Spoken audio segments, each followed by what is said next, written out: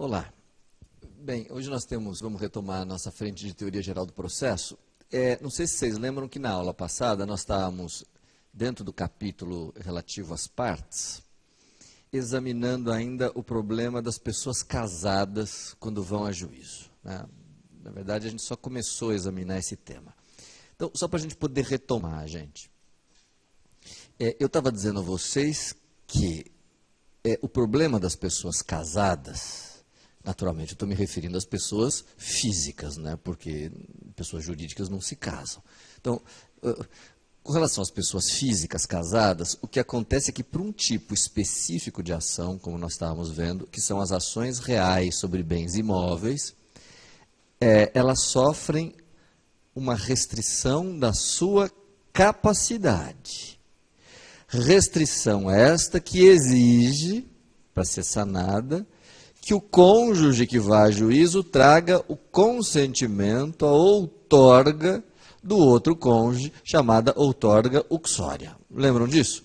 E eu acho que eu consegui ainda falar para vocês que tem um regime de bens que, se adotado pelo casal, automaticamente implicará na dispensa recíproca da outorga uxória, que é o regime da separação absoluta, separação consensual de bens. Acrescentando ainda que no regime de participação nos aquestos, se os cônjuges quiserem, eles podem, no pacto antinupcial, fazer constar expressamente a dispensa. Então, não é uma dispensa automática, mas é uma dispensa que pode ser estabelecida, concedida pelos cônjuges expressamente no pacto antinupcial. Até aí, só para fazer uma pequena recordação. Agora, faltou eu examinar com vocês como é que fica, com mais detalhes, como é que fica o polo ativo e o polo passivo das ações reais imobiliárias, quando deles participam pessoas casadas. Então, eu estava dando o seguinte exemplo para vocês, para a gente poder retomar. Para vocês imaginarem um terreno cujo proprietário fosse A, né? Casado com B. E terreno esse que estivesse invadido, tomado indevidamente por C. Bom, então, o que eu estava dizendo para vocês na aula passada? Bom, os proprietários querem promover uma ação para tirar do imóvel o invasor. Tá? Então, eles vão propor ali uma ação, digamos, reivindicatória. Lembrando que a ação reivindicatória é a ação do proprietário para expulsar o invasor. O que eu dizia para vocês, e aqui a gente retoma com calma, que é fundamental, nessa hora, nesse momento, o advogado que vai propor a ação verificar se este imóvel é de ambos os cônjuges,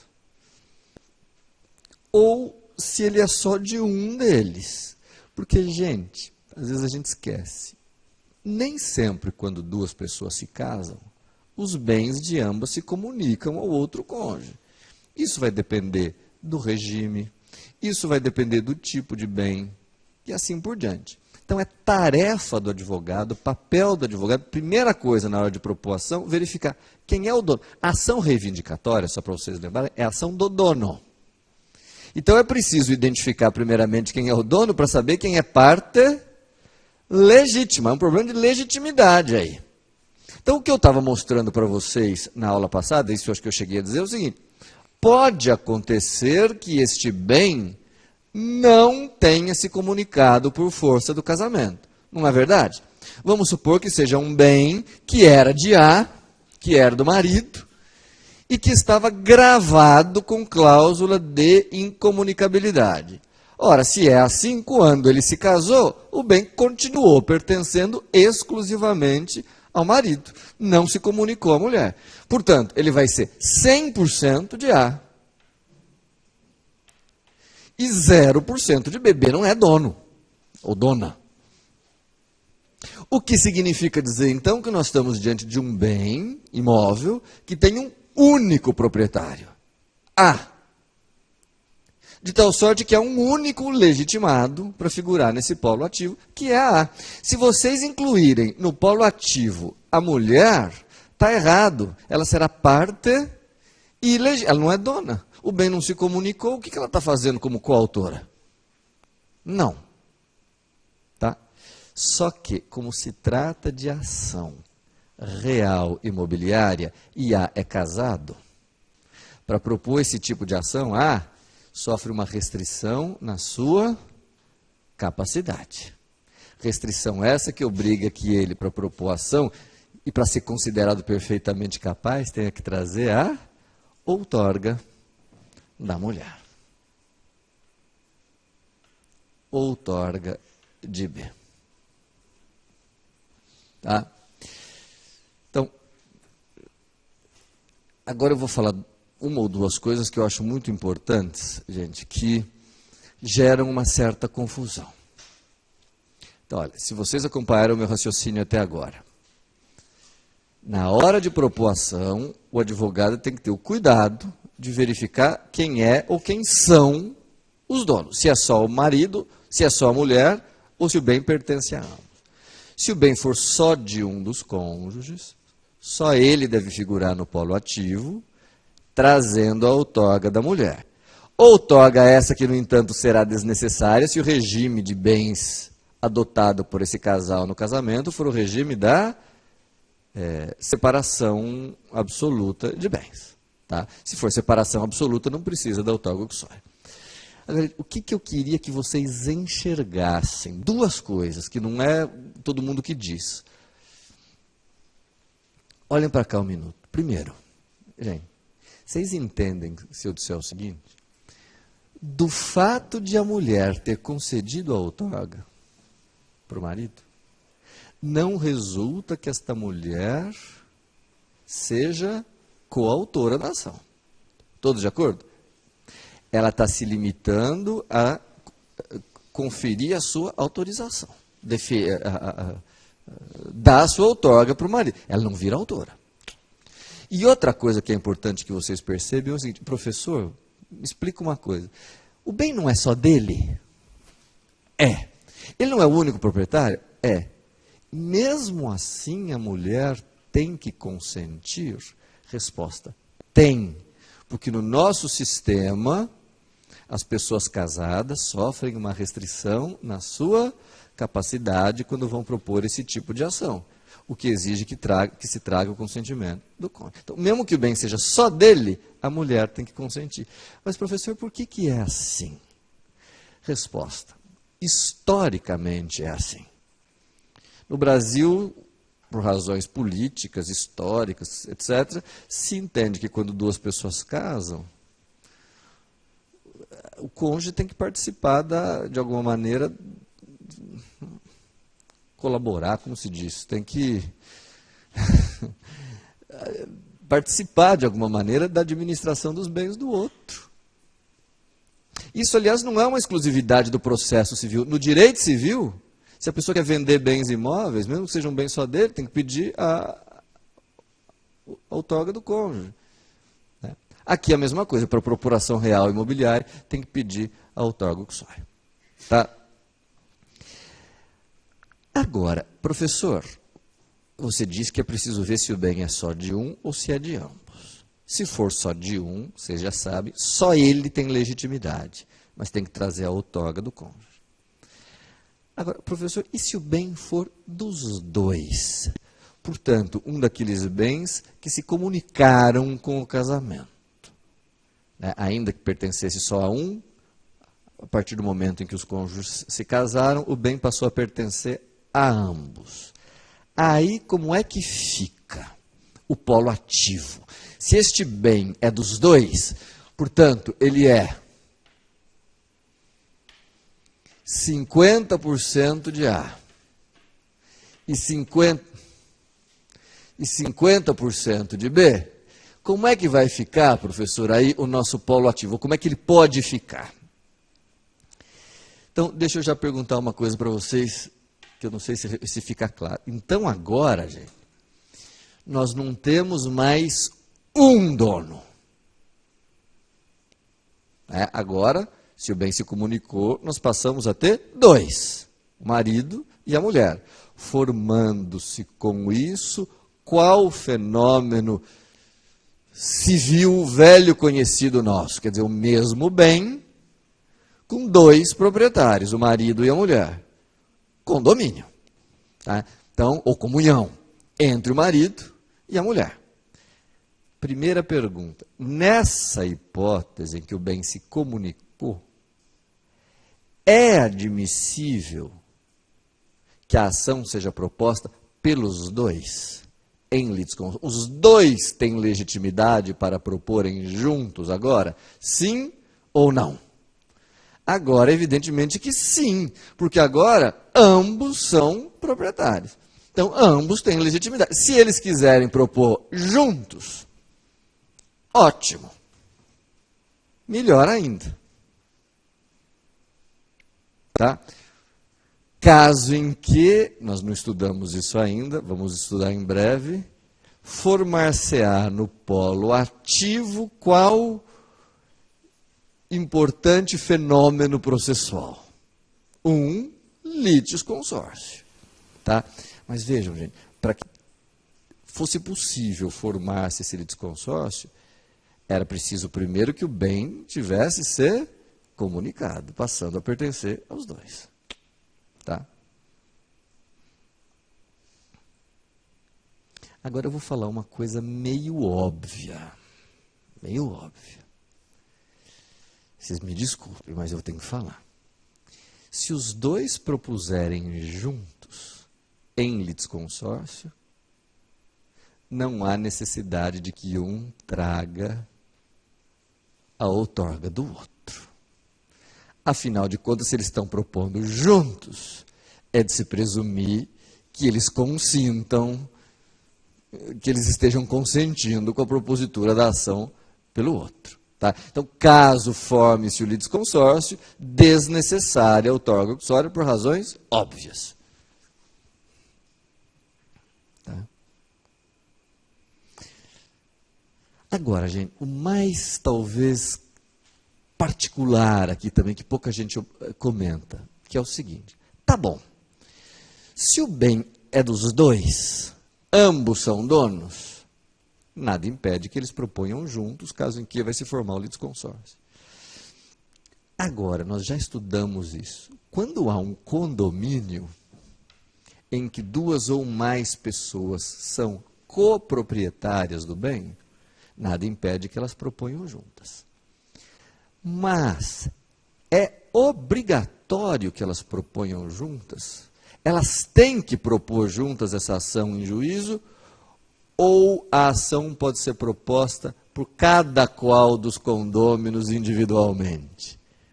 Nós já estudamos. Esse é um dos exemplos de legitimidade extraordinária, em que a lei autoriza que, conquanto haja vários donos, a ação de reaver o bem, de defesa do bem, seja proposta só por um. Então, assim, se os dois quiserem propor, são bem-vindos, têm legitimidade e está ótimo. Mas nada impede, não há nenhum óbice, a que a ação seja proposta por qualquer um dos condôminos. Portanto, que ela seja proposta ou só pelo marido, ou só pela mulher.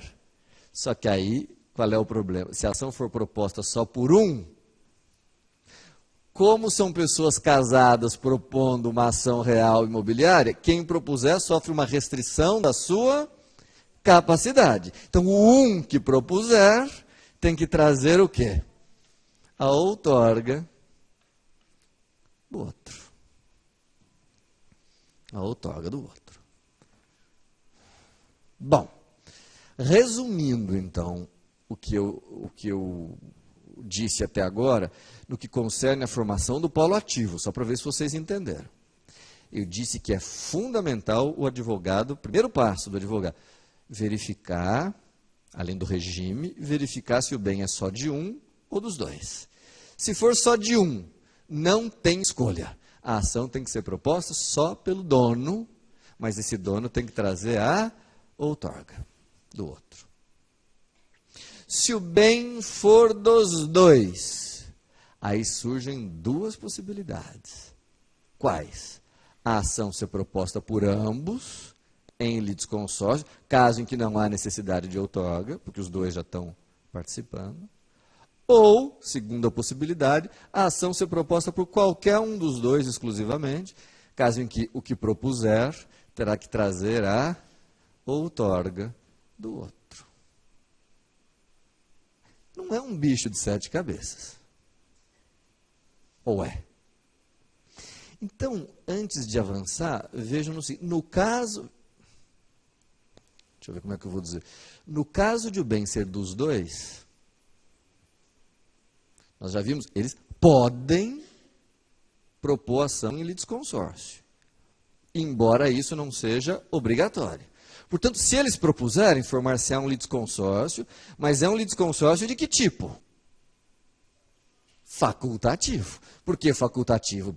Porque eles tinham a opção, ou têm a opção de propor sozinhos. Tá? Então, se eles forem juntos, em litisconsórcio, é porque eles quiseram, não porque a lei os obrigava. Tá? Professor, só para eu poder entender, como que é essa outorga uxória, né? Como é que a gente reconhece uma outorga uxória? Como é que a gente faz para trazer para o processo uma outorga uxória? Ela é um papel? Ela é o quê?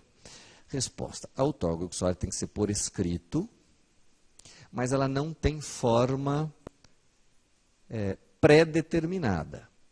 Ela é uma manifestação do cônjuge dizendo que autoriza, que consente, que confere a outorga uxória ao outro para propor ação. Tá? Não precisa necessariamente de advogado para deferir a outorga uxória. O cônjuge pode fazer, defira a outorga uxória, faz uma... O quê? Um escrito dizendo que defere a outorga uxória, concede a outorga uxória. Tá? Não precisa ser por escritura pública nem nada. Uma outra forma, muito adotada também, que é admissível, é o seguinte: o cônjuge confere uma procuração, o cônjuge que não participa, confere uma procuração para o advogado do cônjuge que participa, autorizando a conceder em seu nome a outorga uxória.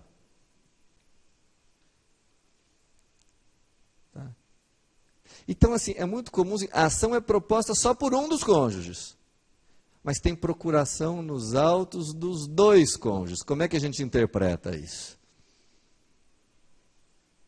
Da seguinte maneira: a procuração dada ao marido é para que o advogado proponha a ação. A procuração dada pelo marido, ou pelo cônjuge que é autor, é porque o advogado propõe a ação em nome dele. Agora, a procuração dada pela mulher ao advogado é para que o advogado a represente na concessão da outorga uxória. Entenderam isso? Ou então, como eu disse, nem precisa, basta fazer uma petição dizendo: autorizo o meu cônjuge a propor ação. Não tem problema. Tá? Uma pergunta importante que vocês devem estar imaginando, que nós precisamos resolver, é a seguinte: o que fazer na seguinte circunstância? Vamos imaginar que o relacionamento do casal não esteja passando pelo seu melhor momento, digamos assim. Estão meio brigados, ela está meio brava, não sei o que aconteceu, enfim. E bem nessa época, ele precisa propor uma ação real imobiliária de um bem dele. Bom, tem que ir lá, humildemente, pedir à mulher a outorga uxória. Agora imagine que ele se aproxime da mulher e diga: querida, eu preciso propor uma ação daquele meu terreno, só que nós somos casados, nosso regime não é o da separação absoluta, eu preciso que você me conceda a sua outorga uxória. E ela, batendo os pés, diz: não dou e não dou. A minha pergunta é: o que fazer? Claro, sem emprego de violência ou grave ameaça. Existe alguma solução? Existe. Claro que existe. O artigo 11 do Código de Processo Civil trata desse problema, dizendo que o cônjuge a quem é negada a outorga uxória pode ir a juízo requerer depois a gente volta aqui, o suprimento judicial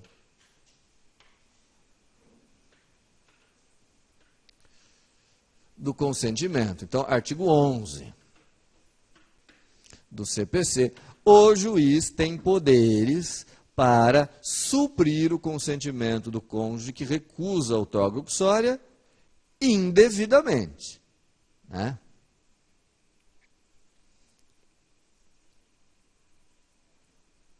Então, se um dos cônjuges vai a juízo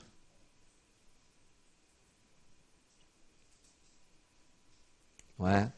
E quer ir a juízo, precisa da outorga do outro cônjuge recusa, naturalmente o prejudicado pode entrar em juízo. Deixa eu falar algumas coisas importantes para vocês. Esse suprimento judicial, gente, exige a propositura de uma açãozinha autônoma. Esse suprimento não pode ser requerido no próprio bojo da ação real imobiliária, até porque são partes diferentes.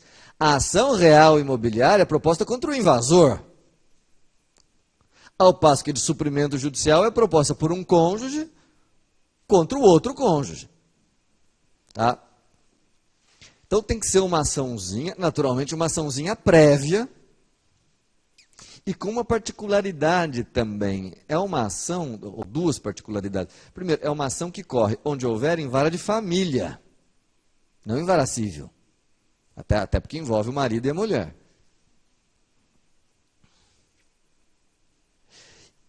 Então, corre em vara de família, onde houver. E dois, é uma ação, gente, que ainda que a briga entre os cônjuges seja intensa, mas é uma ação que foi considerada pelo legislador, foi tratada, incluída pelo legislador, entre as hipóteses de ações, os procedimentos de jurisdição voluntária. Tá? Então, ela vem tratada no capítulo final do Código de Processo Civil, entre os procedimentos de jurisdição voluntária. Não é? Então, como é que vai funcionar? O cônjuge prejudicado vai fazer uma petiçãozinha dizendo, excelência, eu preciso da outorga uxória do meu cônjuge está se recusando indevidamente. O juiz vai mandar citar o cônjuge, que vai apresentar os argumentos da sua recusa. Estou recusando por causa disso, você quer me prejudicar, papapá. E aí o juiz vai dar uma decisão dispensando ou não. Caso dispense a outorga uxória, o cônjuge com cópia dessa sentença proporá agora sim a ação real imobiliária. Tá? Lembrando sempre um detalhe, né, gente? A exigência da outorga uxória só se faz necessária enquanto perdura a sociedade conjugal. Quer dizer, se já houve uma separação, um divórcio, etc., não precisa mais, né? Naturalmente. Tá? Nem precisa haver dissolução do vínculo, basta que haja dissolução da sociedade conjugal. Se já tiver havido a separação, não precisa mais. Até aqui, como é que estamos? Tudo bem? Então, gente, nós já sabemos como montar o polo ativo das ações reais imobiliárias. Não sabemos? Quer dizer, aquela coisa, ver se a pessoa é casada ou não, qual é o regime, e se o bem é só de um ou se o bem é dos dois. O problema, gente, está no seguinte. Nesse tipo de ação, ainda avançando um pouco mais, isto é, nas ações reais imobiliárias, é preciso tomar cuidado também com o polo passivo. Porque, veja, nesse tipo de ação, vamos pegar a ação reivindicatória ainda. Quem propõe é quem alega, invoca a condição. Para propor uma ação reivindicatória, é preciso que o autor alegue e invoque a condição de proprietário. Tá? Lógico. E aí, o advogado tem que ver se esse proprietário é casado ou não é. Agora, esta ação é proposta contra quem? Quem é o réu das ações reivindicatórias? Aquela pessoa que está no imóvel e de quem a gente quer reaver. Vamos chamar, entre aspas, de invasor. Tá? Pois bem, é preciso também verificar, ao propor esse tipo de ação, se o réu, se o invasor é ou não casado. Então, agora eu vou mudar um pouco o nosso exemplo anterior. Agora vamos imaginar uma situação, só para facilitar, em que o dono é solteiro. Ah, o dono é solteiro. E tem um terreno ocupado indevidamente, invadido indevidamente, por alguém que, este sim, agora, o invasor é casado. Tá?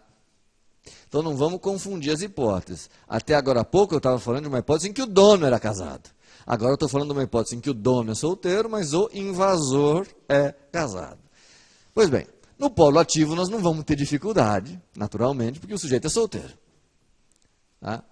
Agora, e no polo passivo, como é que fica? É também o sistema de outorga uxória? Não, gente. Cuidado aqui. No polo passivo, a solução é diferente. Diz o artigo 10 do Código de Processo Civil, depois vocês vão ler em casa com calma, esse artigo 10 vai dizer o seguinte: se o réu for casado nesse tipo de ação, para o polo passivo serão obrigatoriamente citados ambos os cônjuges. A lei manda citar, não tem nada a ver com outorga uxória. Agora, outorga uxória é uma coisa para propor ação, para ser autor de ação. Agora nós estamos falando da condição de réu. Diz o Código de Processo Civil que, se o invasor é casado, para o polo passivo tem que ser citados obrigatoriamente ambos os cônjuges. O que significa dizer, se obrigatoriamente tem que ser citados o invasor e o seu cônjuge, formar-se-á nesse polo passivo que tipo de fenômeno processual. Agora sim, se ambos têm que ser citados, isso significa que no polo passivo haverá um litisconsórcio necessário. Litisconsórcio necessário.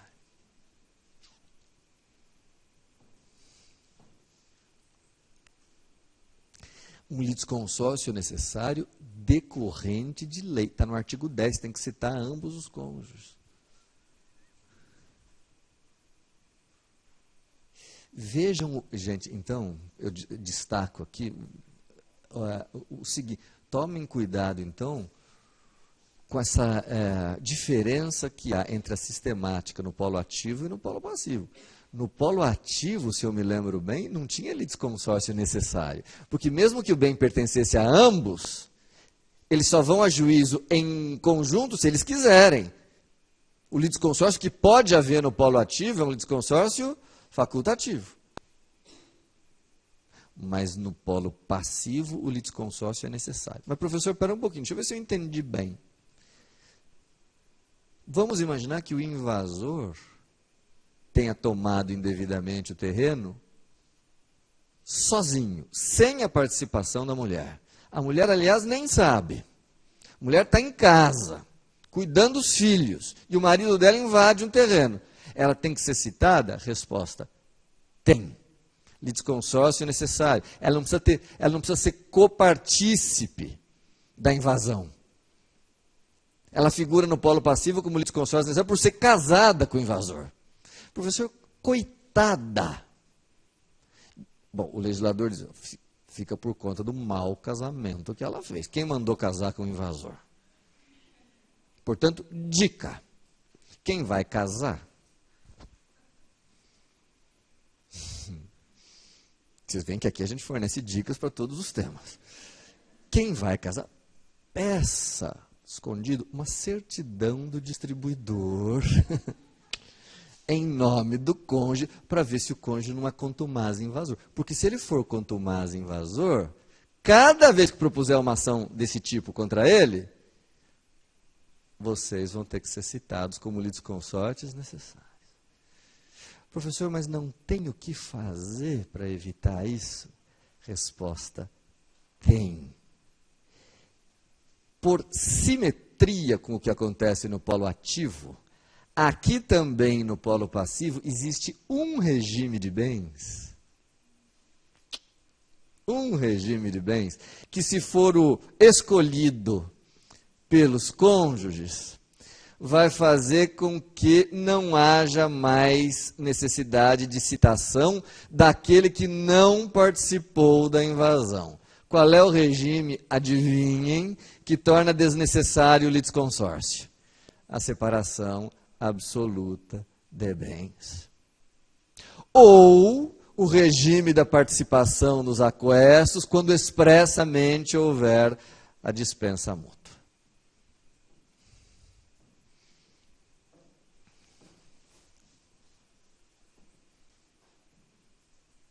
Tá?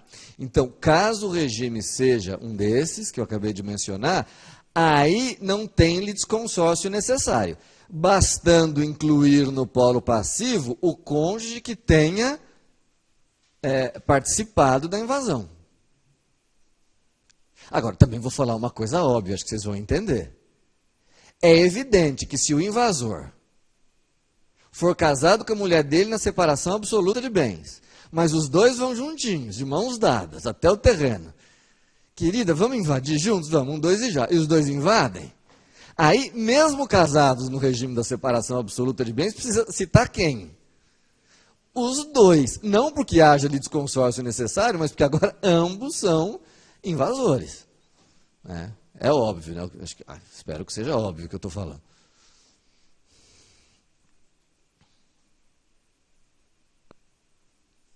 Tudo bem?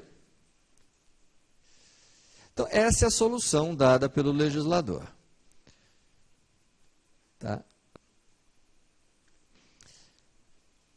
Agora, depois de tudo que eu falei,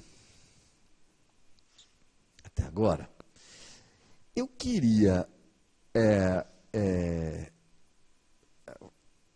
vamos dizer, fazer uma espécie de experiência com vocês prática, que seria a seguinte. Vamos imaginar que vocês estejam nos seus escritórios de advocacia e que sejam procurados por alguém que peça a vocês, contrate vocês, para propor em seu favor uma ação real imobiliária. Bom, então vocês serão os elaboradores de uma petição inicial de uma ação real imobiliária. Por exemplo, uma petição inicial de uma ação reivindicatória. Na hora de sentar para redigir essa petição inicial, vocês vão ter que lembrar o seguinte: bom, é o autor quem faz a petição inicial. Então, é o autor que vai fazer o cabeçalho, a fundamentação e o pedido, né? A conclusão. Qual é a primeira pergunta que vocês têm que fazer para o cliente? Tem dinheiro? Não. Depois dessa. Primeira pergunta. O senhor é casado? Ou a senhora é casada? Primeira pergunta. Porque a ação é real imobiliária. Se é real imobiliária, essa pessoa sofre, se for casada, sofrerá uma restrição na sua capacidade. Só que para ter certeza se vai ou não ter restrição nessa capacidade, vocês vão ter que fazer uma segunda pergunta, que é qual? Qual é o seu regime? Porque se for da separação absoluta, não tem, ou da participação nos aquestos com previsão expressa, não tem essa restrição.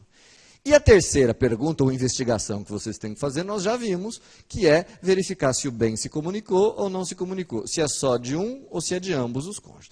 Com isso, vocês conseguem montar o polo ativo.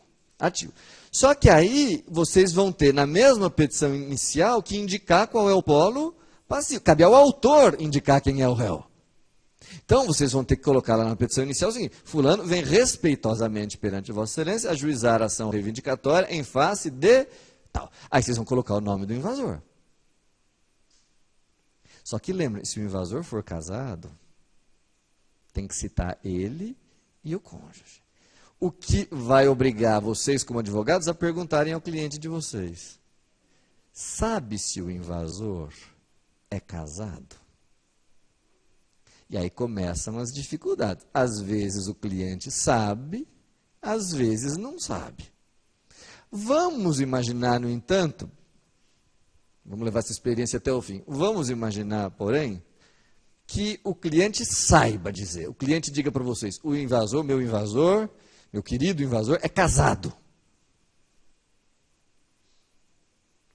Teoricamente, vocês teriam que perguntar o que mais para o cliente de vocês, para saber se inclui a mulher ou não. Mas este invasor é casado? É. Mas ele é casado com a mulher dele? Em que regime de bens?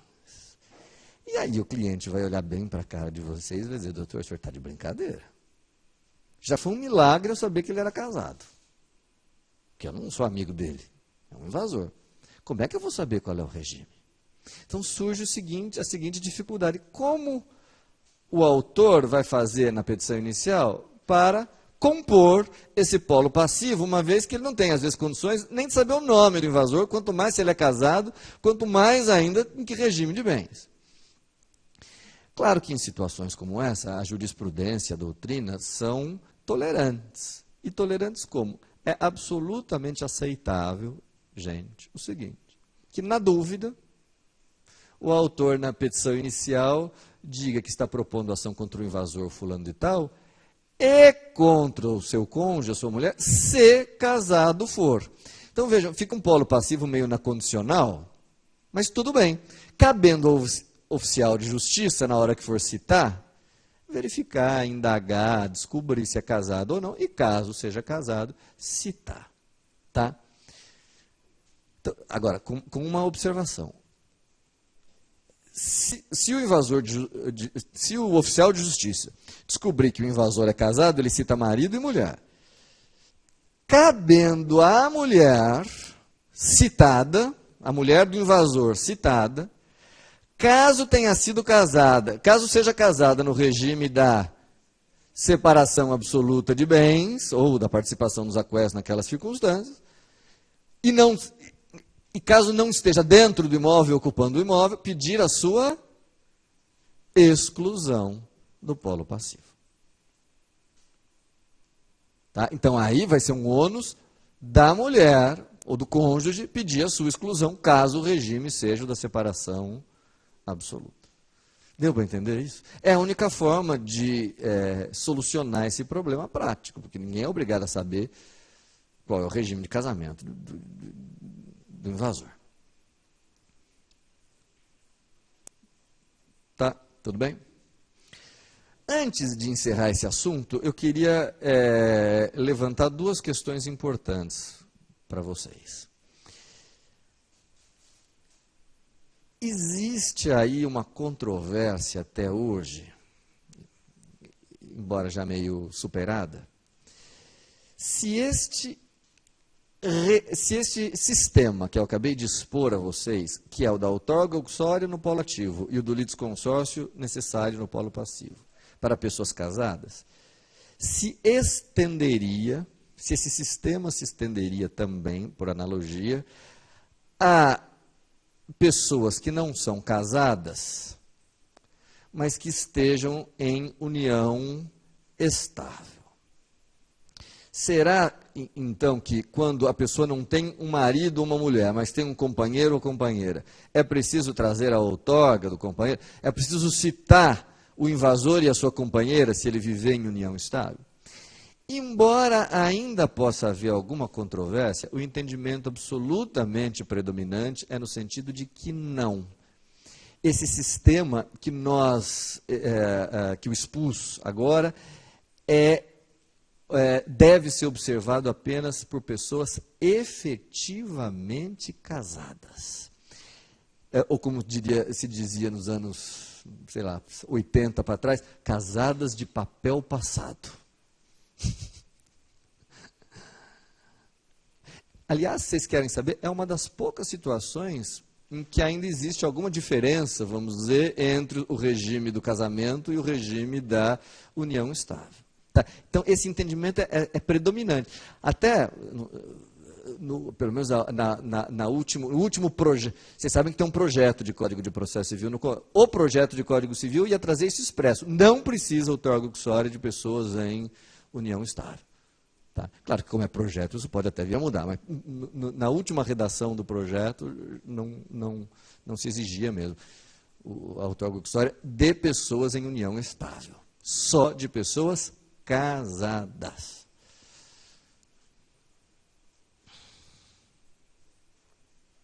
E uma última questão, para a gente exaurir esse tema, é uma questão problemática, que é a seguinte, gente. Esse regime, esse sistema é válido, né? A restrição de capacidade a qual tenho me referido, ela é necessária, ela ocorre nas ações reais imobiliárias. Então, são duas exigências, que verse sobre bem imóvel e que seja uma ação fundada em direito real, e os direitos reais são aqueles enumerados no artigo 1225 do Código Civil, como nós vimos na aula passada. Agora, sempre houve uma controvérsia, hoje já superada também, sempre houve uma controvérsia sobre a natureza jurídica das ações possessórias. Vocês vejam que eu não usei em nenhum exemplo dos que eu pus aqui na lousa, eu não usei em nenhum exemplo a ação possessória. Eu sempre me referi à ação reivindicatória. Né? Professor, qual é a diferença? Né? Assim, não quero entrar nisso agora, mas só para vocês entenderem bem, porque às vezes as pessoas confundem. Olhem só para cá um minutinho. Tanto na reivindicatória quanto na possessória, é isso que às vezes é difícil de entender. Tanto na possessória quanto na reivindicatória, o pedido é o mesmo. O que o autor quer? Tanto na possessória quanto na reivindicatória? Reaver o bem. Reaver a posse do bem que não está com ele. Qual é a diferença, então, entre as duas ações? A diferença não está no pedido, o pedido é o mesmo. A diferença está na causa de pedir dessas duas ações. Na possessória, a pessoa quer o bem de volta, por quê? Na possessória. Porque ela tinha posse e foi esbulhada. Ou ainda tem a posse, mas está sendo turbada ou ameaçada. Tá? Então a pessoa quer a posse porque tinha a posse que lhe foi tirada indevidamente.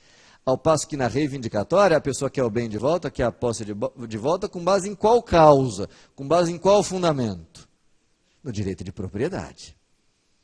Tá? Então, são ações que têm fundamentos, causas de pedir diferentes. A reivindicatória, por estar fundada em propriedade, é incontroversa. É ação real imobiliária. Portanto, às reivindicatórias, aplica-se esse sistema. Agora, e as possessórias? Qual é a natureza jurídica das ações possessórias? Sempre foi uma questão muito debatida. Tá? Não é de hoje, não é uma questão nova, muito pelo contrário. Só para vocês terem uma ideia, no começo dos anos 90, a gente teve que fazer uma pesquisa no mestrado sobre isso. E naquela época, mais ou menos, olha que confusão, 60% dos juízes cíveis aqui da capital, mais ou menos, entendiam que a possessória tem natureza pessoal. Consequência, para esses juízes, não havia as exigências de outorga uxória e litisconsórcio necessário. Mas 40% dos juízes atribuíam à possessória natureza real e exigiam outorga uxória e litisconsórcio necessário. O que significava dizer que o advogado, quando ia propor a ação, ficava naquela dúvida. Afinal, será que o juiz acha que é pessoal ou real? O que os advogados mais espertos faziam até os começos dos anos 90? Na dúvida, eles traziam a outorga uxória. Por quê? Porque era preferível pecar por excesso de zelo e trazer uma coisa, talvez, que o juiz considerasse desnecessária, do que pecar pela falta e aí ter que emendar a inicial, etc. Tá? Bom, mas essa questão ficou superada, gente. Por que superada? Porque nessas tantas reforminhas pelas quais o Código passou nos últimos 20, 30 anos, em meados dos anos 90, em 95, foi acrescentado ao artigo 10 um parágrafo 1º ou 2º, depois vocês dão uma olhada, mas foi acrescentado um parágrafo ao artigo 10 para dizer, numa redação um pouco ruim, que não se aplica esse regime às ações possessórias. Tá? Portanto, numa possessória, o possuidor esbulhado não precisa trazer a anuência do cônjuge. E, na hora de citar o réu, se só um dos cônjuges estiver invadido, basta citar o cônjuge invasor, não precisa citar o cônjuge. Agora, é claro que o código fala uma coisa óbvia, se os dois invadirem, se houver uma composse de invasores, aí precisa citar quem? Os dois. Né? Porque aí os dois são invasores, há uma composse de invasores. Então, é isso. Será que deu, depois de tudo isso, para vocês terem um panorama mais ou menos de como funciona esse regime das ações reais imobiliárias? Tanto no polo ativo quanto no polo passivo? Tudo bem? Podemos avançar? Gente, só para a gente poder retomar. Nós estamos tratando ainda, já há algum tempo, de um capítulo do Código de Processo Civil que se refere às partes e seus procuradores. É o capítulo inicial do Código de Processo Civil. E eu comecei a falar de quem tem capacidade de ser parte. Falamos de pessoas físicas, vimos que podem ser parte as pessoas físicas, as jurídicas e alguns entes despersonalizados. E aí eu comecei a falar das pessoas físicas, dos capazes, incapazes, incapazes sem representante, curador especial e, em seguida, pessoas casadas. Então, percebam que até aqui nós falamos apenas das pessoas físicas. Agora eu quero falar uma palavrinha muito rápida sobre pessoas jurídicas e depois uma palavra um pouco mais demorada sobre sobre os entes despersonalizados. Sobre a pessoa jurídica não tem muito para falar. Vocês sabem, a pessoa jurídica tem capacidade de ser parte. Bom, isso não se discute. Não é?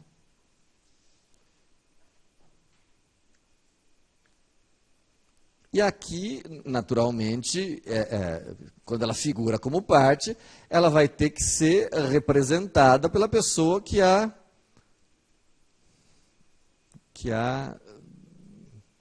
representada pela pessoa que a representa, um pouco representada pelo seu responsável, vamos dizer assim. Tá? Alguns autores até dizem que a palavra mais adequada não seria propriamente representar, que representar é mais próprio de pessoa física, mas sim presentar, porque a pessoa jurídica não se manifesta senão por meio desse responsável. Né? Então, não é que ela se representa, ela se apresenta por meio do seu responsável. Bom,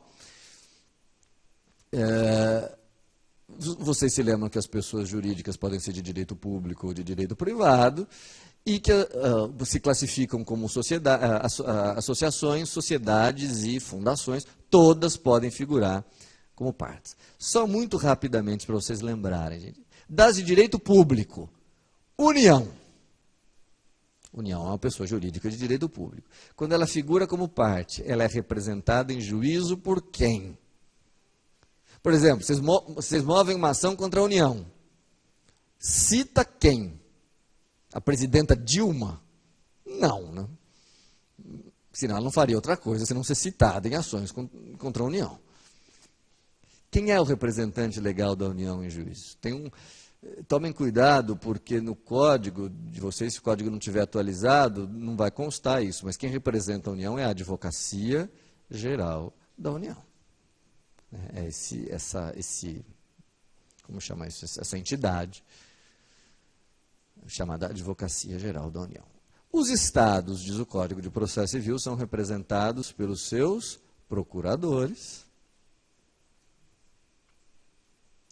Os municípios são representados também pelos seus procuradores ou pelo próprio prefeito. Às vezes o município é pequeno, não tem procurador, aí é o prefeito. Tá, isso está no código, só estou relembrando com vocês.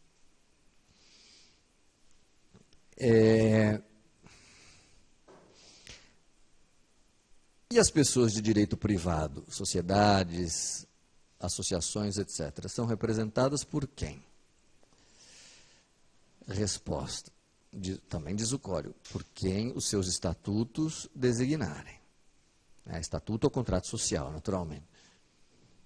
Então vai ser preciso consultar o estatuto, o contrato social, para ver quem representa. Se o estatuto ou contrato social for omisso, pelos seus diretores. Tá? É assim que está no Código de Processo Civil. Pelos seus diretores. Então, aqui, gente, não tem o que dizer muito sobre pessoa jurídica. Pessoa jurídica, vocês vão estudar no direito civil quais são, como é que elas funcionam, etc. Para nós só interessa saber que todas elas têm capacidade de ser parte. Tá? Onde eu quero me deter mesmo é no capítulo relativo a entes despersonalizados. Aqui tem bastante coisa para falar. Entes despersonalizados. Bom, vocês sabem que a lei brasileira atribui capacidade de ser parte a alguns entes despersonalizados. Tá? Então vejam que há uma diferença. Pessoas físicas e jurídicas, todas têm capacidade de ser parte. Independentemente da lei, precisa dizer isso. É automático. Já entes despersonalizados só têm capacidade aqueles que a lei, aqueles a quem a lei atribui essa capacidade. Tá? Então é um pequeno conjunto de entes despersonalizados a quem a lei dá essa capacidade. Tá? Alguns eu só vou mencionar de passagem. Por exemplo, massa falida, vocês vão estudar no direito comercial. Para nós só interessa lembrar que a massa falida hoje em dia é representada por quem? Não se chama mais síndico, né? Desde que mudou a lei de falências, a lei nova faz referência ao administrador da massa, né? Que é, no final das contas, o equivalente ao síndico. Mas é o administrador. Então, a massa falida é um exemplo de ente despersonalizado. O condomínio em edifícios também. Condomínio em edifícios não tem personalidade jurídica, não é pessoa jurídica. Hein? Condomínio em edifícios é só o grupo de proprietários. Representados, naturalmente, pelo síndico. Aqui sim, pelo síndico.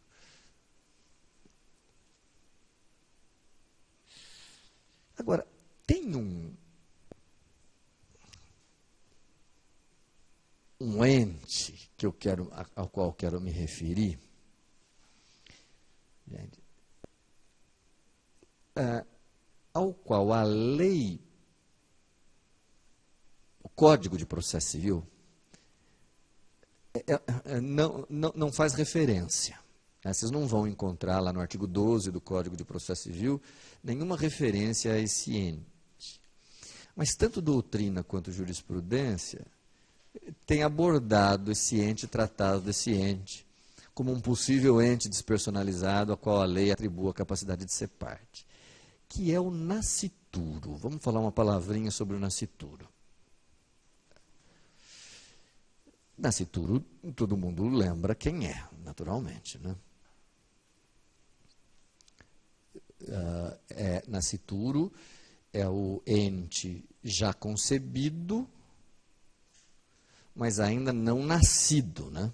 Portanto, alguém em fase de gestação, alguém que está sendo gestado. É diferente da prole eventual, que é alguém nem sequer concebido.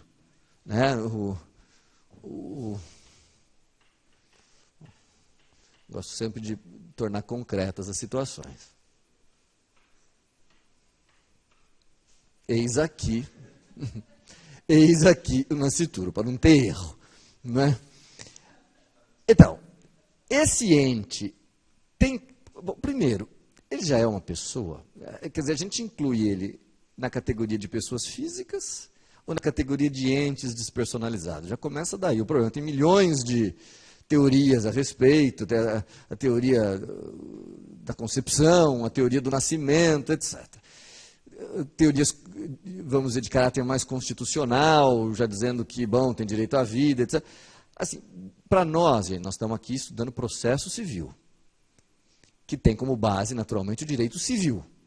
E o direito civil tem aquele dispositivo que vai dizer o seguinte: a personalidade civil do homem só começa do nascimento com vida.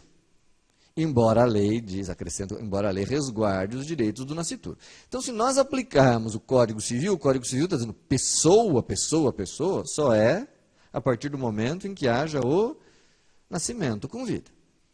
Tá? Então, nós temos que considerar pelo Código Civil que o nascituro ainda não é pessoa, seria um ente despersonalizado.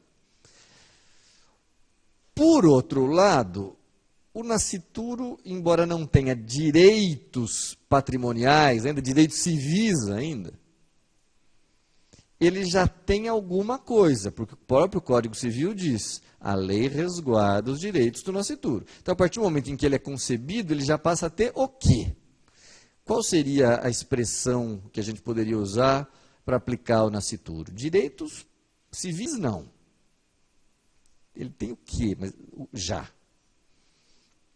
Isso. Ele já tem, gente, uma coisa que na linguagem do dia a dia a gente tem chamado de expectativa de direito, expressão que o Código não usa. O Código Civil brasileiro usa a expressão direito eventual, que é o mesmo que expectativa de direito, viu? Não é diferente. Então, se vocês quiserem usar a expectativa de direito, não tem problema nenhum. Direito eventual. O que é um direito eventual? E por que tem esse nome? Direito eventual é um direito cuja aquisição está condicionada a um evento, por isso o direito eventual, a aquisição está condicionada a um evento futuro e incerto.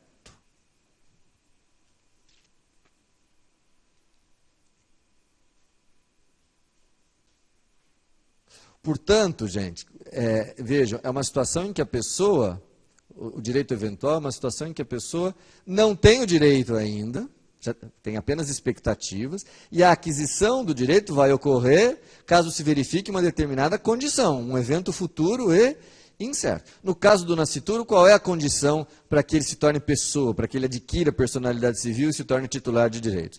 Ele nascer, aí vocês vão dizer, mas professor, isso é evento futuro e incerto? É que, naturalmente, precisa nascer com vida. Não é? Nascer com vida. Pois bem, será que o nascituro já pode ser parte? Isso é uma questão, né? Ele já pode ser autor? Quer dizer, nem nasceu ainda, vejam que vida dura. Ele já pode ser réu? Pensem em coisas do tipo, que nome a gente vai pôr nele na petição inicial, se ele for autor? Se ele for réu, vejam que o problema é, como é que ele vai ser citado? Será que ele já pode ser parte? Eu gosto sempre de mencionar esse exemplo do nascituro, gente, porque ele me permite examinar com vocês uma questão que é importantíssima para nós aqui e para a vida de vocês. Quer saber o seguinte, uma vez que ele não tem direitos ainda, mas só expectativas, ele já pode ir a juízo, tomar providências para defender essa expectativa. As expectativas de direito já são protegidas judicialmente ou não? Agora estou em dúvida. É aquele exemplo, tem até um autor português que cita esse exemplo, que eu vou adaptar aqui para as nossas circunstâncias, mas eu gosto sempre de mencionar, que é o exemplo do concurso público. É uma situação que vocês vivem. Quer dizer, imaginem que vocês estejam estudando para um concurso e alguém chegue para vocês, um tio, um parente, um pai, e diga para vocês assim, nossa, você está estudando para concurso? Você está inscrito aí no concurso da magistratura? Sei lá. Ótimo. Então, só para te incentivar, tem que ser um tio rico.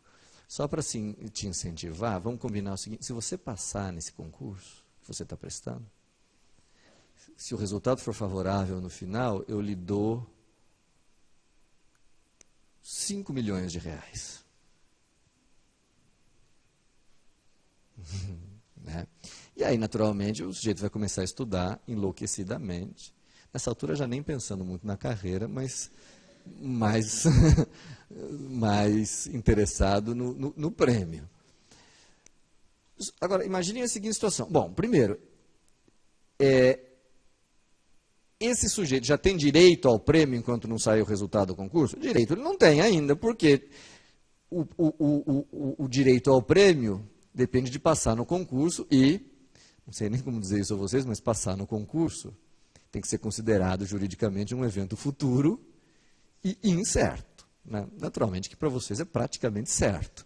Né? Mas do ponto de vista jurídico, passar no concurso é um evento futuro e incerto. Tá bom, então esse rapaz, durante o concurso, ele tem uma mera expectativa de direito. Mas vamos supor que a pessoa que prometeu o prêmio comece a dilapidar o seu patrimônio. Com muita velocidade. Fazer empréstimos, jogar, sei lá, começa a perder o patrimônio, aplicar esse dinheiro indevidamente, de tal maneira que o concursante está se matando ali, mas começa a perceber que mesmo que ele consiga passar, quando sair o resultado do concurso, o doador não vai ter mais patrimônio. A minha pergunta é, esse estudante já pode tomar alguma providência contra o tio, providência para tentar preservar no patrimônio do tio bens suficientes para honrar o prêmio, caso o resultado seja favorável? É uma pergunta quase filosófica, né? O que eu estou perguntando é uma expectativa de direito. Se a pessoa tem uma expectativa, um direito eventual, ela já pode tomar uma medida judicial para proteger isso?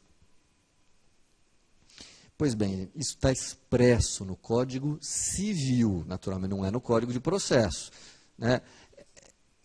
Isso está tratado no artigo 130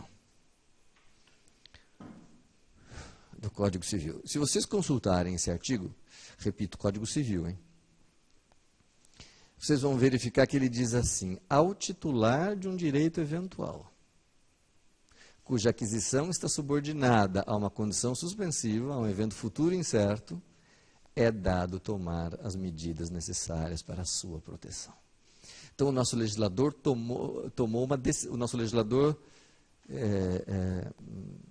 definiu, tomou uma posição, dizendo, os direitos eventuais já podem ser protegidos. Já existe proteção jurídica para uma mera expectativa de direito. Aliás, aproveitando que eu estou aqui com vocês, eu perguntaria que medida vocês tomariam em prol desse estudante contra o tio, perdulário. Professor, não dá para interditar o tio por pródigo? Não, não é caso. Né? O que seria, então? Como chama, gente, uma medida de proteção, uma medida urgente, quando alguém tem uma obrigação patrimonial para conosco e está dilapidando o seu patrimônio? Senhores advogados, qual seria a medida cautelar adequada aí? Cautelar de arresto. Arresto.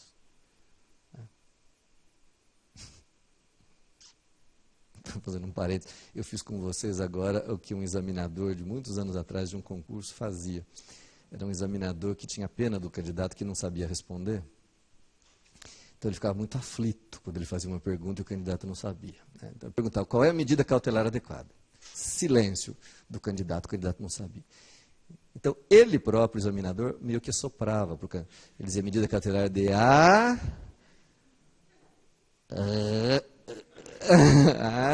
aí o candidato, arresto. Ele, muito bem, acertou. Né? Espero que vocês encontrem também um examinador tão benevolente. Mas, enfim, medida cautelar de arresto para preservar no patrimônio do tio, né, da pessoa que fez a promessa, bens suficientes. Aproveitando, então, aqui, para a gente não perder essa oportunidade de aproveitar, a seguinte observação. Existe uma regra do Código de Processo Civil relativa às cautelares, de que, obtida a medida cautelar, tem que em 30 dias propor ação efetivada a medida cautelar, né, diz o Código, artigo 806, tem que em 30 dias propor ação principal. Mas como propor a principal aí, se em 30 dias não sair o resultado do concurso? O entendimento da majoritário, da doutrina predominante, é no sentido de que, quando a cautelar é deferida não para a proteção de um direito, mas sim para a proteção de uma expectativa de direito, o prazo de 30 dias só pode correr a partir do quê? Só pode ter início a partir do quê? do implemento da condição, no caso do resultado do concurso. Então, de duas, uma. Ou o rapaz não passa no concurso, e se não passar, a cautelar perde eficácia, naturalmente. Ou o rapaz passa no concurso e, a partir daí, que ele terá 30 dias para propor a ação principal de cobrança dos milhões a que ele faz jus. Tá? Fecho o parênteses e volto para o nascituro, porque nós estamos estudando os entes despersonalizados. Pois bem, o nascituro não tem direito, mas já tem expectativa. E nós acabamos de aprender que essas expectativas de direito já são processualmente defensáveis, vamos dizer. Ora, por coerência, então, nós temos que concluir assim, pode o nascituro já ser parte? Claro que pode. Tá? Esse é o entendimento amplamente predominante. Claro que o nascituro já pode ser parte. E questões práticas, do tipo que nome pôr, são bobagem. Pois é, o nascituro, concebido por fulano de tal, vem respeitosamente à presença de Vossa Excelência ajuizar a ação tal. Tá? E se ele for réu, naturalmente a citação faz na pessoa da mãe. Tudo bem?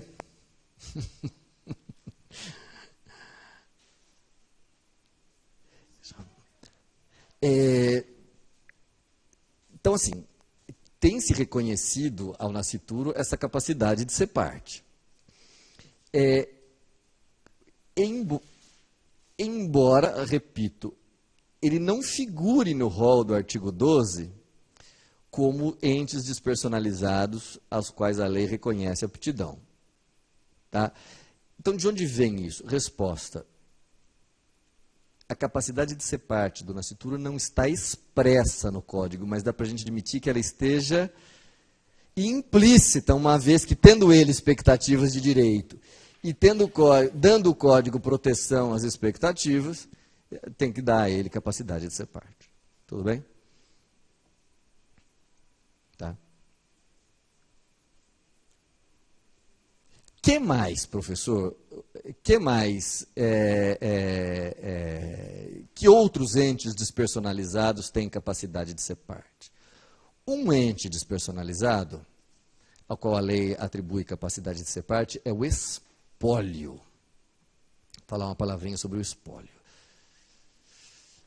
Esse é um ente importante. Vocês vão encontrar com muito mais frequência espólios do que nascituros em ações. Só escrever aqui espólio.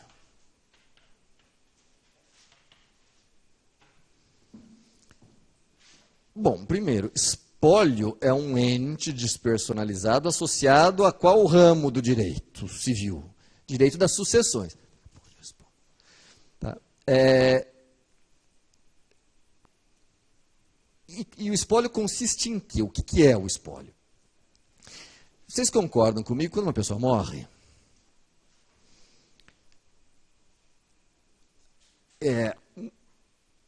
Ela deixa...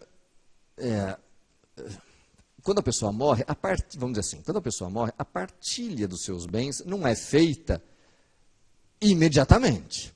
Aliás, a partilha pode demorar, pode ter um procedimento de inventário ou de arrolamento, etc., até chegar à fase de partilha. Então, tem um momento, que pode durar mais ou menos, em que a pessoa morreu, deixando um patrimônio, mas esses bens ainda não foram partilhados. Ora, pensou o legislador, em situações como essa, se for preciso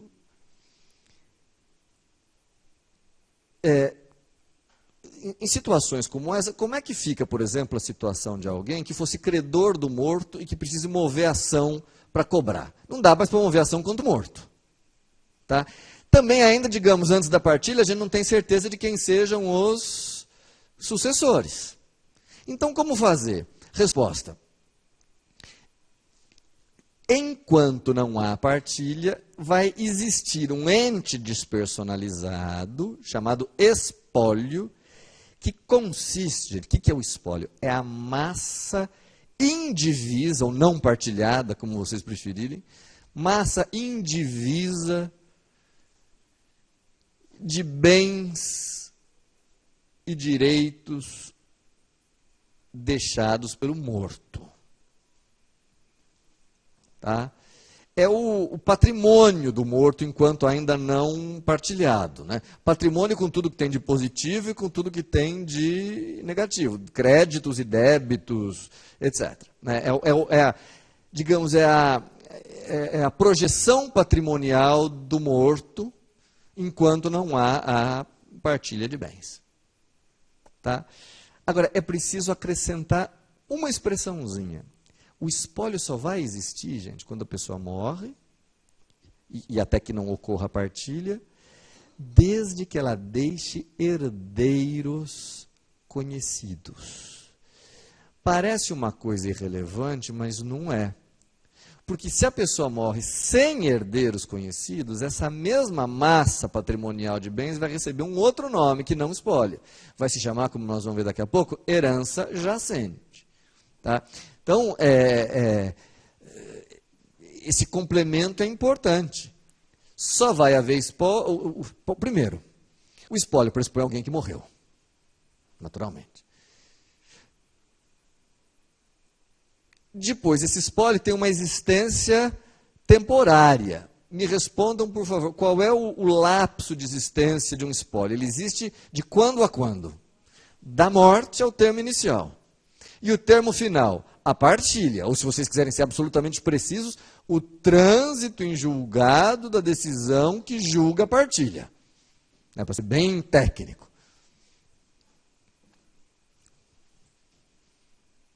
Tá? Depois da partilha, gente, aí se precisar mover uma ação patrimonial, aí essa ação vai ser contra quem? Depois da partilha. Perdão. Depois da partilha não existe mais espólio. Se a ação for proposta depois da partilha, quem vai figurar no polo passivo, quem vai figurar no processo são os sucessores, não mais o espólio. O espólio vai figurar nesse ínterim, entre a morte e a partilha.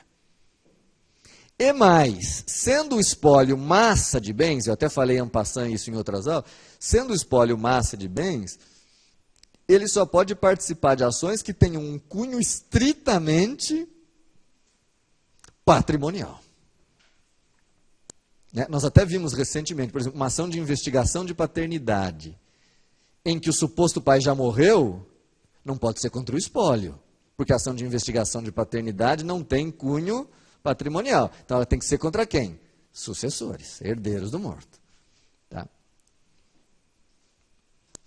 Mas, enquanto o espólio existe, se houver necessidade de alguma ação de cunho patrimonial envolvendo os interesses que eram do morto, esta ação terá a participação do espólio. E diz o Código de Processo Civil, importante, que o espólio será representado em juízo por quem?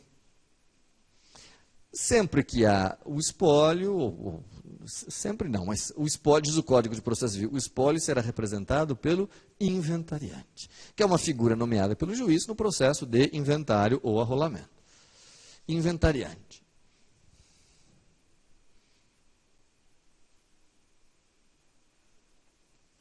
Tá? Então, se precisa citar o espólio, cita na pessoa do inventariante. Se o espólio precisa tomar qualquer medida, quem o representa é o inventariante. Tá? Com uma ressalva que é importante lembrar aqui, eu não gostaria que vocês esquecessem, que é a seguinte: quando o inventariante for dativo, isso é importante para quem vai prestar MP também, quando o inventariante for dativo, porque nenhum dos herdeiros, nenhum dos interessados se apresenta, todos se eximem, né, do papel de inventariante, aí o juiz, quando isso acontece, é obrigado a nomear um inventariante dativo, que é quem normalmente? Normalmente é um advogado que atua nessa área, que fica como inventariante dativo.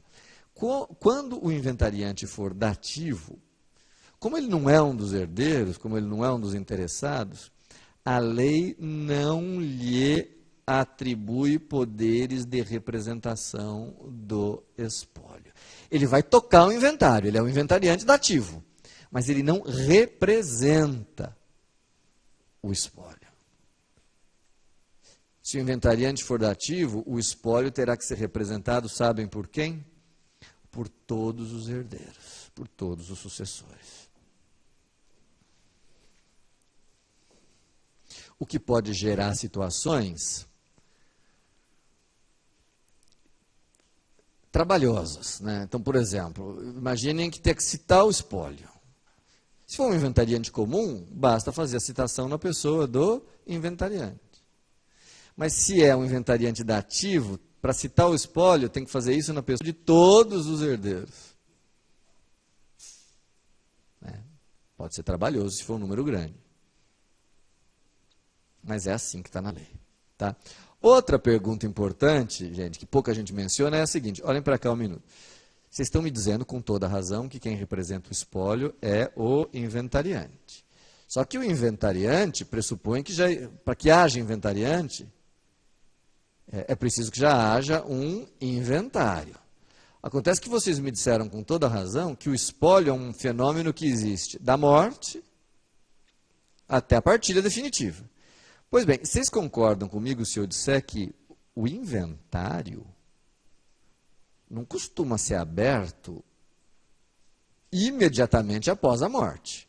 Às vezes leva-se alguns dias, às vezes até as pessoas atrasam, tem que pagar multa, leva meses para abrir. O que significa dizer que haverá um intervalo temporal em que já existe espólio, porque o espólio existe desde a morte, mas ainda não existe um inventariante, porque o inventário não foi aberto. Caso em que caberá perguntar, se for preciso mover uma ação patrimonial envolvendo interesses que eram do morto, e for, portanto, preciso mover uma ação contra o espólio, do qual o espólio participe, quem representará esse espólio? Se não tem inventariante ainda, porque não tem inventário. O Código de Processo Civil previu essa situação e diz que, nesse caso, o espólio será representado pelo administrador provisório. É essa a figura. Bom, administrador provisório, não preciso nem escrever. Que atuará que existirá, digamos, nessa fase, em que já existe espólio, mas não existe inventariante ainda. Pois bem, mas professor, quem é o administrador provisório? Porque o inventariante é fácil, o inventariante é o nomeado como tal pelo juiz, no processo de inventário. Quem é o administrador provisório? Como é que a gente reconhece? Administrador provisório não é alguém nomeado, até porque nem existe ainda o processo de inventário. Como é que a gente identifica o administrador provisório? Resposta. Não é nomeado, é por uma situação fática. Administrador provisório é aquela pessoa que se encontra na posse dos bens deixados pelo morto. Então vejam, ele é identificado por uma circunstância fática. Normalmente, quando alguém morre, alguém fica cuidando dos bens, ou é o cônjuge, ou algum herdeiro, etc. Esse é o administrador provisório. Eu até, não sei se vocês concordam comigo, eu até entendo que, eventualmente, pode haver mais de um administrador provisório. A pessoa pode deixar, metade dos bens estão sendo administrados por um, metade por outro. Tudo bem. É possível. Agora, o administrador provisório perde a sua capacidade de representação a partir do momento em que o juiz nomeia o inventariante. Aliás, não é nada raro que o juiz acabe nomeando como inventariante justamente aquela criatura que já vinha sendo o administrador provisório. Tá? Não é obrigatório, mas não é incomum. Tudo bem, gente? Então, acho que espólio não tem grandes dificuldades também. Só para a gente concluir esse nosso quadro de entes despersonalizados e poder mudar de assunto, eu preciso ainda falar uma palavrinha sobre herança jacente e vacante.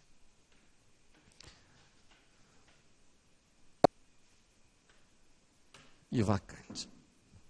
Bom, primeiro, herança jacente e vacante não são dois fenômenos diferentes, mas sim fases diferentes do mesmo fenômeno. Né? Dá para a gente dizer que a herança começa como jacente e, verificadas determinadas circunstâncias, ela torna-se mais tarde vacante. Tá? O que é uma herança jacente? O conceito de herança jacente é muito próximo do conceito de espólio,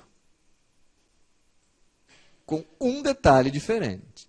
Herança jacente é a massa indivisa de bens, a massa não partilhada de bens, deixada por quem morreu, só que agora sem herdeiros conhecidos.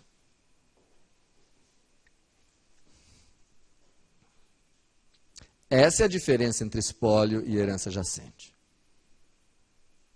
Tá? Então, a pessoa morreu, deixou bens, não deixou herdeiro, herança jacente. Tranquilo? Não preciso dizer a vocês que é um fenômeno relativamente raro, porque vocês sabem que herdeiros, gente, existem primeiro os herdeiros legítimos e os herdeiros testamentários.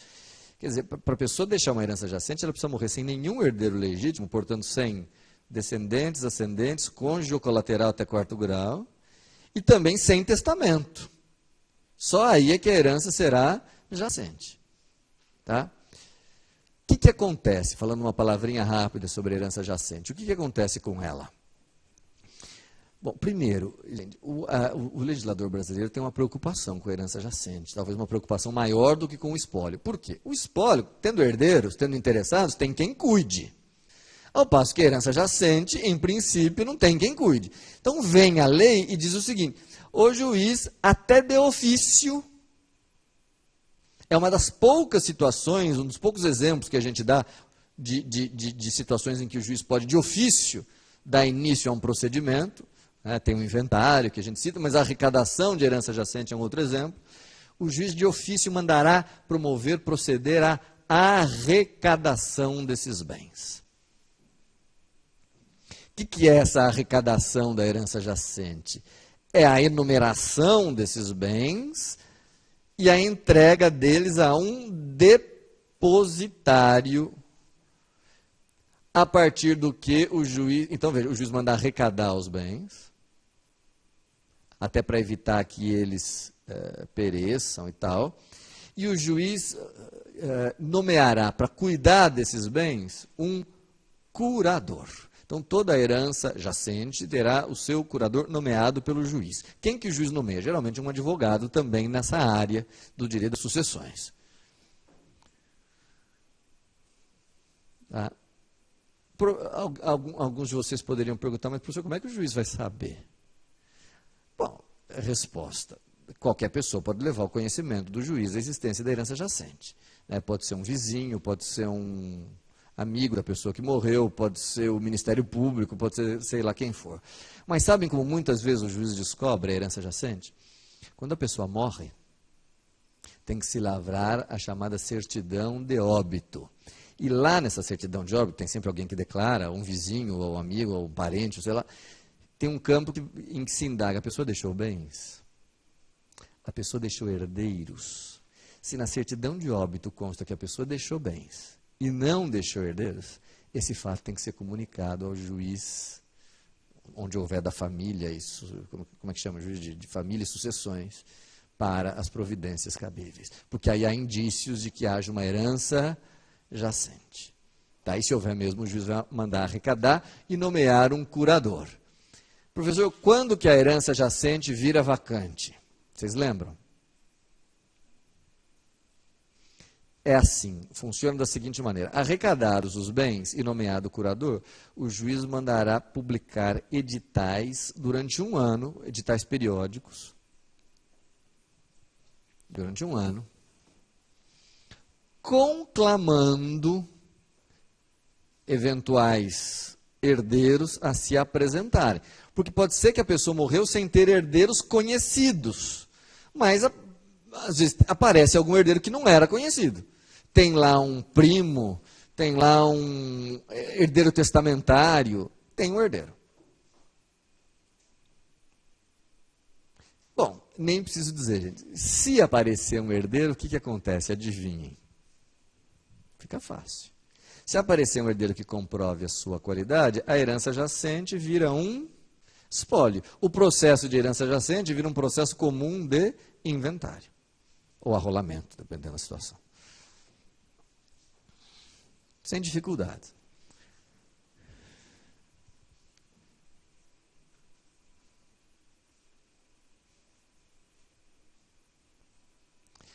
Se, no entanto, transcorrer um ano da publicação do primeiro edital. Então vejam, gente, cuidado aqui. Luz acesa, luz vermelha. Não é um ano da morte. É um ano da publicação do primeiro edital.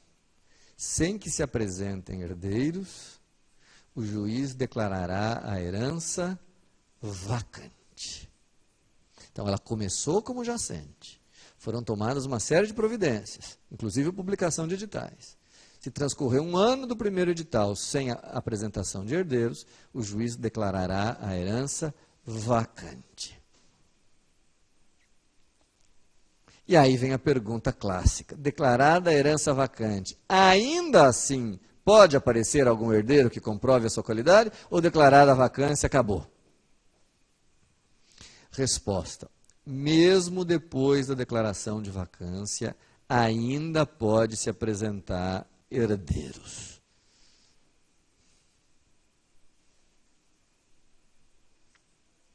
Tudo bem?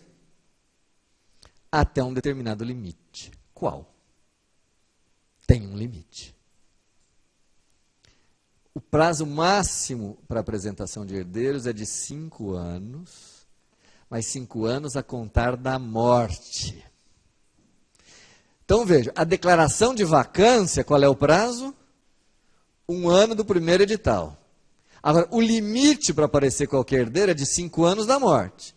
Porque se nesses 5 anos, a partir da morte, não se apresentar nenhum herdeiro, a propriedade dos bens da herança, jacente, vacante, se transferirá em definitivo para quem?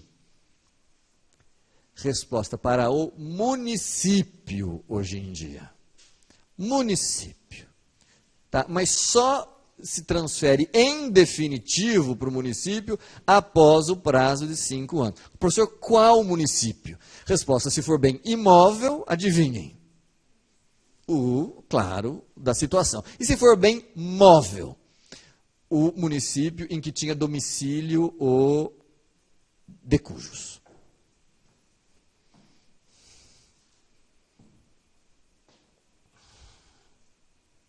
Tá? E aqui, uma vez que nós estamos abordando o tema da capacidade de ser parte, eu costumo sempre, nas minhas aulas, levantar uma questão que foi, com o tempo, ficando cada vez mais complexa e mais interessante, e que é de fundamental importância, gente. Sobretudo para quem vai prestar procuradoria do município, que é o problema da usucapião, que é a seguinte. E aí a gente aprofunda um pouco a capacidade de ser parte da herança jacente e vacante. Imaginem a seguinte situação, vou colocar uma situação concreta para vocês examinarem junto comigo. Imaginem um terreno cujo proprietário seja A. Tá? Então está bonitinho, registrado em nome de A, quem consultar o registro, A é o proprietário. Imaginem que esse terreno venha a ser tomado por B. B é um ocupante que está ali dentro. Tudo bem?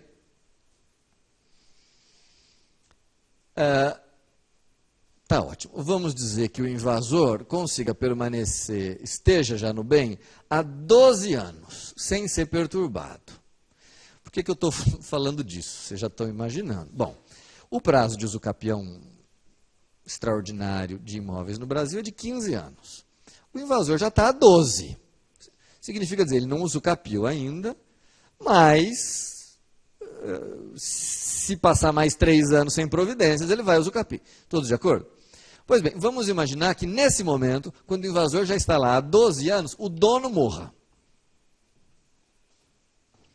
Bom, se o dono deixar herdeiros, vocês sabem que com a morte de alguém, a propriedade e posse dos bens da herança transmite-se de imediato aos seus herdeiros, por força daquele famoso princípio, acolhido no nosso ordenamento jurídico e oriundo do direito francês, que é o princípio da sazine. Tá? Sazine. Tá bom.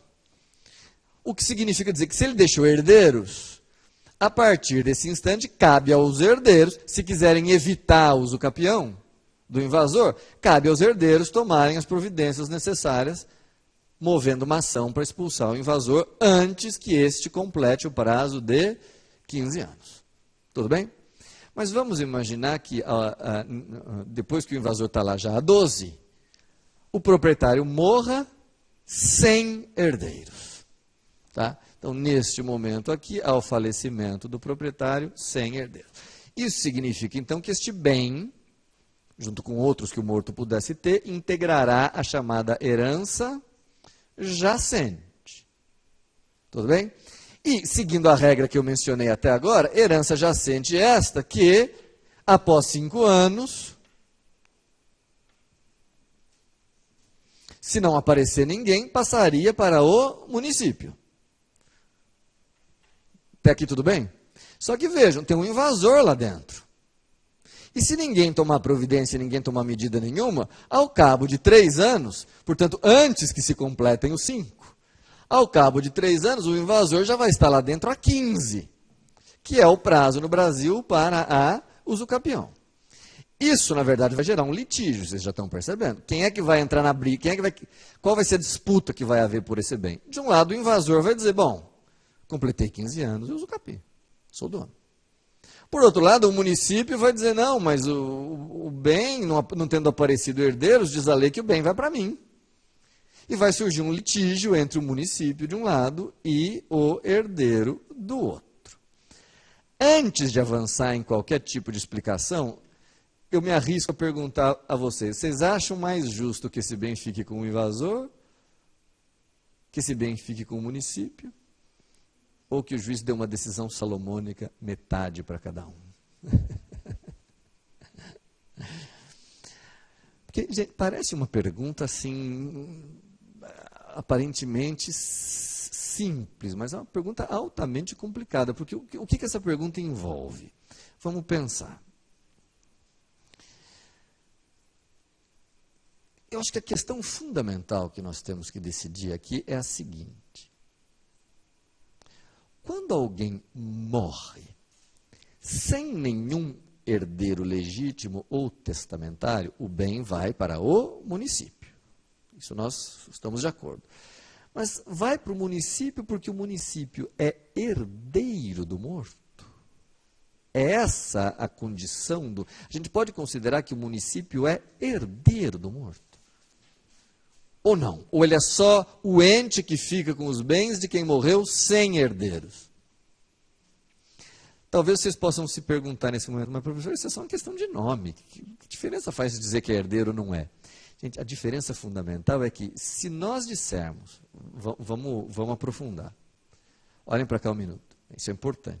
Se vocês me disserem que o município é herdeiro, diz o Código Civil que aos herdeiros aplica-se o princípio da Sazine. Está na lei.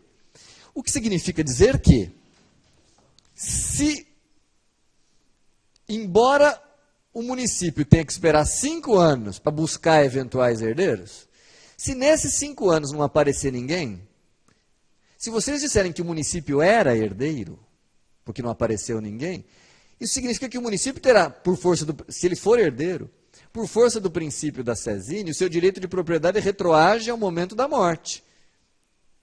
Sim, porque o princípio da Sazine diz exatamente isso. Os herdeiros se tornam proprietários no momento da morte do antecessor. Isso significa dizer que, se vocês me disserem que o município é herdeiro, ele já é dono desde aqui. O que significa que desde aqui o bem se tornou público, porque o bem de um município é um bem público. E se o bem é público, ele é insuscetível de usucapião. A Constituição é expressa, os bens públicos não podem ser usucapidos. Tá?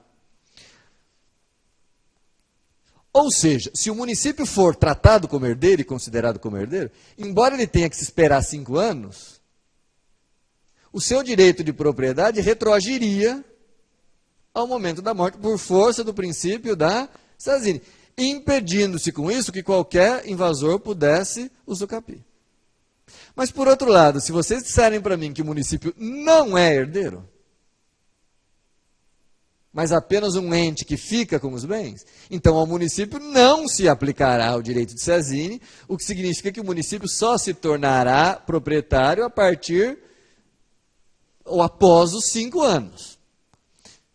E, portanto, o bem só se tornará público depois dessa data. Portanto, neste período aqui, o bem ainda não será público, o que permitirá, se nenhuma providência for tomada, o invasor usucapiar. Então, eu acho que é fundamental nesse momento, antes da gente dar qualquer passo adiante, nós tentarmos definir se, afinal de contas, o município é ou não herdeiro. E olha como a coisa vai se complicando. No Código Civil anterior ao atual, vocês lembram do Código de 16, não sei se lembram, mas existiu o Código de 16 que vigorou até 2002. Né, relativamente perto. Nesse Código de 16, no artigo que tratava da ordem de vocação hereditária, todo o Código Civil tem que ter um artigo que trata da ordem de vocação hereditária. Estava escrito assim, são herdeiros, descendentes, ascendentes, cônjuge, colateral, município. O município estava incluído no artigo do Código Civil que tratava da ordem de vocação hereditária. Mesmo assim, com o município incluído, a maior parte da doutrina e da jurisprudência, enquanto vigorou o Código de 16, entendia que era um equívoco do legislador ter incluído o município. O município não é herdeiro coisa nenhuma. Se o município fosse herdeiro, a herança não podia ser jacente e vacante. Jacente e vacante é que não tem herdeiro. O município é o ente que fica com o bem de quem morreu sem herdeiros. E que, portanto, a inclusão do município no artigo havia sido por equívoco. Esse era o entendimento já predominante na vigência do Código de 16. Quando veio o Código Novo, de 2002, que está em vigor, 2002, esse aqui entrou em vigor em 2003, o artigo que trata da ordem de vocação hereditária havia excluído o município. Ora, acompanhe o meu raciocínio. Se quando o município estava incluído na lista, já se considerava que ele não era herdeiro, imaginem agora que o município foi excluído da lista. Então, eu acho que com uma certa tranquilidade, dá para nós considerarmos praticamente pacificado o entendimento de que o município não é herdeiro. Tá? O que significa dizer, então, que, em princípio, nesse período de 5 anos, em princípio, ainda dá para ser usucapiar. Certo? Se não for tomada nenhuma providência contra o invasor. Só que a questão não para por aí. A questão tem outros complicadores. Só que, infelizmente, eu vou ter que interromper, porque acabou a aula, já me avisam aqui do meu horário. Então, infelizmente, nós temos uma aula próxima. Fiquem com isso na cabeça. No caso de herança jacente, o bem vai para o município após 5 anos, mas o município não é considerado como herdeiro. Portanto, o município não se beneficia do princípio da Sazine. Mas a gente, na próxima aula, volta exatamente a esse ponto para poder amplificar os nossos conhecimentos. Até lá.